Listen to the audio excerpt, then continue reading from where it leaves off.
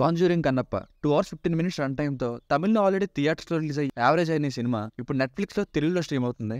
ఇక సినిమా చూసాక నాకైతే స్క్రిప్ట్ అయితే సూపరు, కానీ లాజిక్స్ని పక్కన పెడితే మాత్రమే హ్యాపీగా నవ్వుకుంటూ ఎంజాయ్ చేస్తారు. మీకు ఇంకా సింపుల్గా చెప్పాలంటే రీసెంట్గా సంతానం గారిది డీటీ రిటర్న్స్ అనే మూవీ వచ్చింది. అది మీకు నచ్చినట్లయితే ఈ సినిమా మీకు ఇంకా బాగా నచ్చుతుంది. లేదు లాజిక్స్ మాకు కావాలి అంటే అసలు లాజిక్స్నే ఉండవు ఈ సినిమాలో.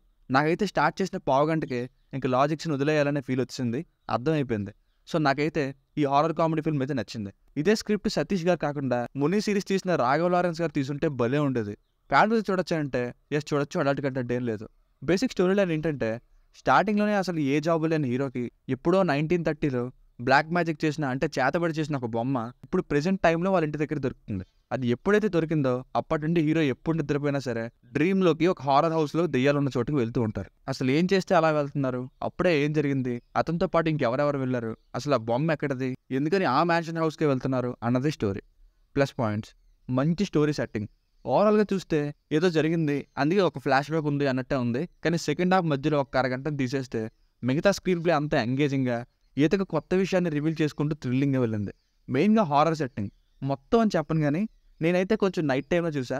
సో నాకైతే నెట్ఫ్లిక్స్లో ఆ సౌండ్ ఎఫెక్ట్స్ కరెక్ట్గా వర్క్ అయ్యాయి, కొన్ని చోట్ల భయం వేసింది. And VFX work and mansion house setting అంతా చాలా బాగా సినిమాటోనిక్ సెట్ అయ్యాయి. మెయిన్గా ఫ్లాష్ బ్యాక్ స్టోరీలోని డిమాంటి కాలనీ లాగా ఆ బ్రిటిష్ వాళ్ళ సెటప్ కూడా బాగా రీక్రియేట్ చేశారు. పెర్ఫార్మెన్సెస్ వైజ్ అందరూ బాగా యాక్ట్ చేశారు. స్టార్ కమెడియన్స్ కొందరు ఉన్నారు, ఒకరు ఎక్కువ ఒకరు తక్కువ అని కాకుండా అందరూ చాలా బాగా నటించారు. లాజిక్స్ని పక్కన పెడితే కామెడీని హాయిగా ఎంజాయ్ చేయొచ్చు. సినిమాటోగ్రఫీ బాగుంది, background music especially sound effects major highlight. Minus points, ముందు నుండి చెప్పిందే లాజిక్స్ అసలు ఉండవు. సడన్గా ఒక పని అయిపోవాలన్నట్టుగా అప్పటికప్పుడే ఏదో ఒకటి క్రియేట్ చేసేసి ఆ ఏమైనా రీచ్ అయిపోతారు తప్ప కన్విన్సింగ్గా ఉండదు. కొత్త కొత్త రూల్స్ అవి లాజిక్స్ లేకుండా సడన్గా వచ్చేస్తుంటాయి. స్టార్టింగ్లో కామెడీస్ కొంచెం సిల్లీగా అనిపించింది. సెకండ్ హాఫ్ మధ్యలో అరగంట సేపు ఎందుకు సాగదీశారో కూడా తెలీదు, హార్ట్ అటాక్ పేరుతో. మరీ నాసర్ గారికి హార్ట్ అటాక్ వచ్చి మళ్ళీ జస్ట్ 2 daysలోనే నార్మల్గా బిహేవ్ చేయడం, ఇది ఎంత లాజిక్లెస్నో మీరే ఆలోచించండి. అండ్ ఈ పాయింట్ మీద ఇంకో అరగంట రాత్రి 7 ముందు మేలుకోవడం లాంటివి పెట్టారు.